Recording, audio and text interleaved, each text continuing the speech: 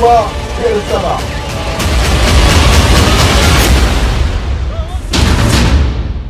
Double धमाका, double हमला, Hamas का खुफिया युद्ध।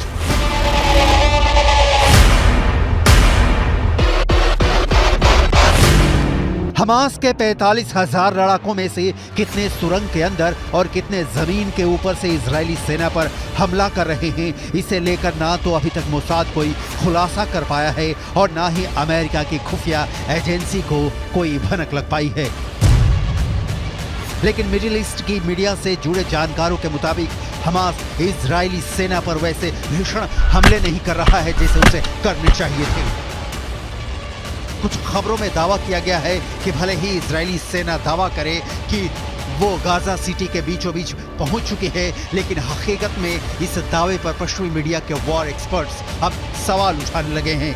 इजरायल के 34 से ज्यादा सैनिक जमीनी हमले के दौरान मारे जा चुके हैं। हम आपको पश्चिमी मीडिया के दावों के हवाले से बताने जा रहे हैं कि इजरायल सेना पर डबल धमाके के साथ डबल हमले की तैयारी हमास ने हिजबुल्लाह से मिलकर कर ली है।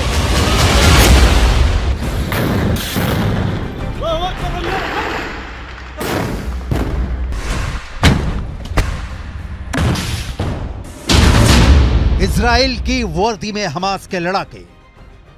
लगता है इस बार इजरायली सेना, इजरायली खुफिया एजेंसी मोसाद और बिना शेत हमास की ताकत और वॉर प्लान को समझने में बुरी तरह से फेल हुए हैं। 27 अक्टूबर से शुरू हुए दूसरे चरण के इजरायली हमले में दावा किया जा रहा था कि इजरायली सेना एक हफ्ते के अंदर उत्तरी गाजा से हमास के लड़ाकों का सफाया कर देगी, लेकिन अभी तक इजरायली सेना सिर्फ 400 के करीब सुरंगों को तबाह कर पाई है। इधर हमास ने फिर दावा किया है कि उसके लड़ाके इजरायली सेना को उत्तरी गाजा में हरा देंगे। आखिर हमास इतने बड़े दावे कैसे कर रहा है? कुछ खबरों में यहाँ तक दावा किया गया है कि हमास के लड़ाके इजरायली सेना की वर्दी पहनकर हमले कर रहे हैं।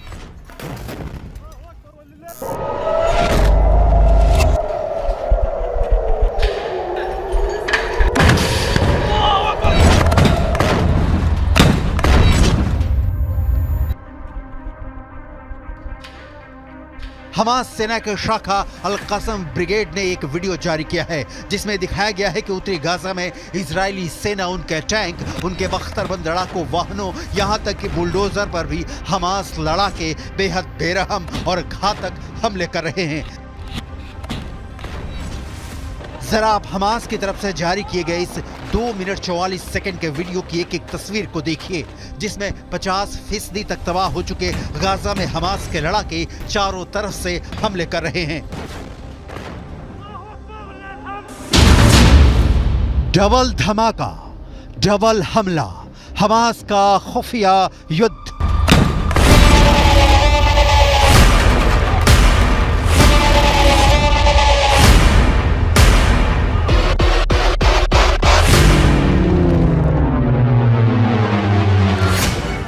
हमास की अल कसम ब्रिगेड के लड़ाके आरपीजी, थर्मोबैरिक ग्रेनेड, रॉकेट से इजरायली सेना पर बेहद पास से हमले कर रहे हैं। इजरायली टैंकों पर महज 100 से 150 मीटर दूरी से एंटी टैंक मिसाइलें और रॉकेट से हमले हो रहे हैं।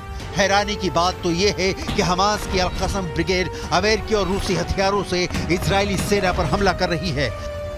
हमास के पास जो घातक राइफलें हैं उन्हें देखकर ही लग जाता है कि या तो अमेरिकी हैं या फिर रूसी। इस वीडियो में दिखाया गया है कि हमास के लड़ाके अचानक तबाह इमारतों से बाहर निकलकर आरपीजी फायर कर रहे हैं या फिर टैंकों पर सीधे रॉकेटों से हमले कर रहे हैं,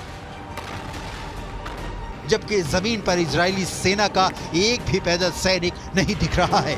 इजरायली सेना पूरी तरह से या टैंक के अंदर है या फिर किसी बख्तरबंद वाहन के अंदर से हमास के लड़ाकों से जंग कर रही है। हमास के इस खुफिया युद्ध ने इजरायली सेना के पसीने छुटा दिए हैं। खुद इजरायल के रक्षा मंत्री तक मानने को मजबूर हैं कि उन्हें बेहद क्रूर और शातिर लड़ाकों से जंग करनी पड़ रही है। עזה היא בסיס הטרור הגדול ביותר שבנה האדם אי פעם. כל העיר הזו היא בסיס טרור אחד גדול. מתחת לקרקע קילומטרים של מנהרות. הן מתחברות אל בתי חולים, אל בתי ספר, הן מחוברות ביניהם. יש בתוכם חדרי קשר.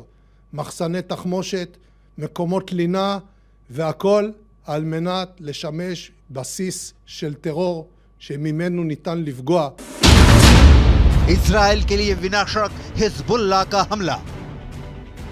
लेकिन वहीं दूसरी तरफ हिजबुल्लाह के चीफ हसन नसरल्लाह ने दावा किया है कि इजरायली सेना के लिए गाजा युद्ध विनाशकारी साबित होने जा रहा है। हिजबुल्लाह के 60,000 से ज्यादा लड़ाके हमास के 40,000 लड़ाकों के साथ इजरायली सेना पर दूसरे राउंड का विनाशकारी हमला करने जा रहे हैं। पश्चिमी मीडिया ने भी माना है कि हिजबुल्लाह की रॉकेट और मिसाइल ताकत इजराइल के लिए विनाशकारी साबित होगी। हालांकि इजरायली सेना पूरे जोश के साथ दावा कर रही है कि उसने उत्तरी गाजा में 10 घंटे की भीषण जंग में पिछले 24 घंटे के अंदर हमास के बहुत बड़े गढ़ पर कब्जा कर लिया है। इजराइल की आईडीएफ ने दावा किया है कि महज 10 घंटे की लड़ाई के बाद हमास का प्रमुख गढ़ पर कब्जा कर लिया गया है।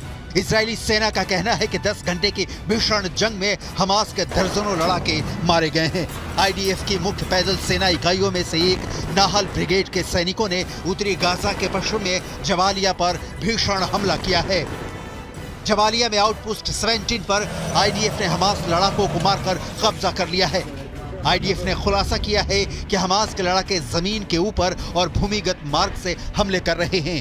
आईएसए और आईडीएफ की खुफिया जानकारी के आधार पर एक आईडीएफ फाइटर जेट ने सेंट्रल कैंप ब्रिगेड में हमास के एंटी टैंक मिसाइल यूनिट के प्रमुख इब्राहिम अबू मगसीब को मार डाला है। आईडीएफ के मुताबिक अबू मगसीब के मारे जाने से पहले इजरायली सेना और आईडीएफ सैनिकों पर कई एंटी टैंक मिसाइल से हमले करने जा रहा था। इससे पहले हमास के एंटी टैंक मिसाइल के कमांडर मोहम्मद असर को आईडीएफ ने मार डाला था।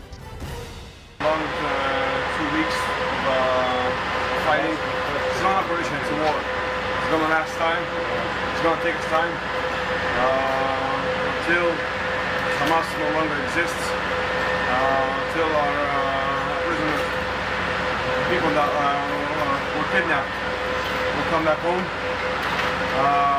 It's been rough, it's been hard, but we're doing a good job. IDF ने कई तस्वीरें जारी की हैं जिसमें दावा किया गया है कि नॉर्थ गाजा में हमले बेहद तेज कर दिए गए हैं। इजरायली सेना ने यह भी दावा किया है कि हमास के करीब 60 कमांडरों को अब तक मार दिया गया है। रॉयटर्स के मुताबिक इजरायली सेना ने गाजा में हमास के चीफ याह्या सिनवार को उसके बंकर में अलग थलग कर दिया है। वो बंकर के बाहर की दुनिया से पूरी तरह से कट चुका है। इधर इजराइल के युद्ध कैबिनेट के मंत्री रॉन डर्मर ने दावा किया है कि 30 दिन से ज्यादा की जंग में 3 से 4 हजार से ज्यादा हमास लड़ाके मारे जा चुके हैं। उत्तरी गाजा का 50% इलाका पूरी तरह से तबाह हो चुका है। फिलिस्तीनी और हमास समर्थकों के बीच कोहराम मचा हुआ है। وقصف وعنا معاقة. احنا طلعنا من بيتنا لانه ما فيش المنطقة كلها اخلة. فيش طلعنا على المدارس مش آمنة برضه. يعني لا في عنا اكل ولا في عنا ولا يعني موت مية ما فيش نشرب. مية ما فيش يشرب اولادنا. بعدين ضربوا المخابز ضربوا 30 दिन की जंग के बाद पता चला कि उत्तरी गाजा से 70% फिलिस्तीनी और हमास समर्थक भाग चुके हैं। उत्तरी गाजा से दक्षिण गाजा के बीच 14 किलोमीटर का फासला है। दक्षिणी गाजा में लगभग उत्तरी गाजा से 7 से 8 लाख लोग पहुंच चुके हैं, जबकि उत्तरी गाजा में फंसे 1.5 से 2 लाख लोगों को हमास के लड़ाकों ने मानव ढाल बना रखा है। हथियारों के साथ हमास के लड़ाकों की लड़ने की क्षमता साफ दिखा रही है कि जंग अभी खत्म नहीं होगी, बल्कि अभी जंग में बहुत से खिलाड़ी खून की होली खेलने का प्लान बना रहे हैं। अब देखना होगा हमास और हिजबुल्लाह जब दो तरफ से डबल अटैक इजराइल पर करेंगे, तब कैसे इजरायली सेना हमास और हिजबुल्लाह का सामना करेगी।